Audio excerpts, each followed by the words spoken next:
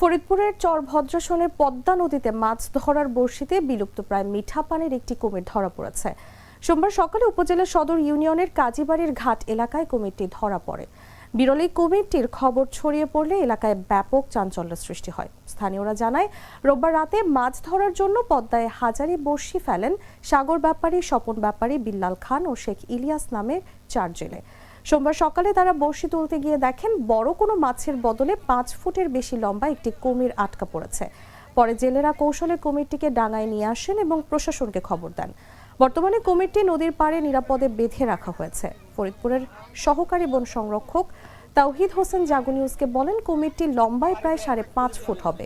এটা মিঠা পানির একটি কুমির।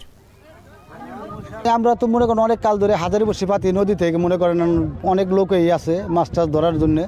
তা আমরা হলো আদার ছাড়া বড়শি পাতি।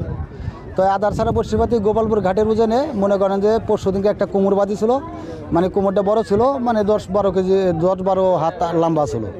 তো কুমুরটা বড়শি মুঠি ছিঁড়ে নিয়ে চলে গেছে।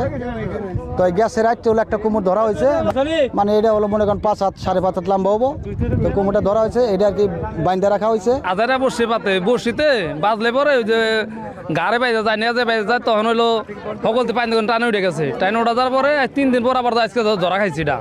আর ওরকম সাইডটা আছে, এই বছর ওই টেক জায়গা আছে, ওই টেক জায়গা। কুমুর দেখে অনেকে ভয় করে। তারপরে কুমুর যখন শুনছি যে নদীর পাড়ে কুমুর আইছে, তখন আমরা ভয়তে কোনো পোলাপান নদীতে নামতে দিইনি। ভয়তে আমরাও আসিনি আর পোলাপানও আসতে দিইনি। আমি তাহিদ হোসেন, ফরেস্ট রেঞ্জার, সামাজিক বন বিভাগ, ফরিদপুর। তো এখানে আমরা খবর পাওয়ার মাত্রই তৎক্ষণাৎ এখানে এসেছি। এই কুমির আমাদের ফরিদপুর জোনটা আসলে খুলনা ওয়াইল্ড লাইফের মধ্যে পড়ছে। ওইখান থেকে লোক আসছে, লোক এসে এটা নিয়ে যাবে, ওইখানে এটা রেস্কিউ করে তারা ওখানে অবমুক্ত করবে, বা যদি এটা কোনো অসুখ থাকে বা মানুষ ধরা পড়ে।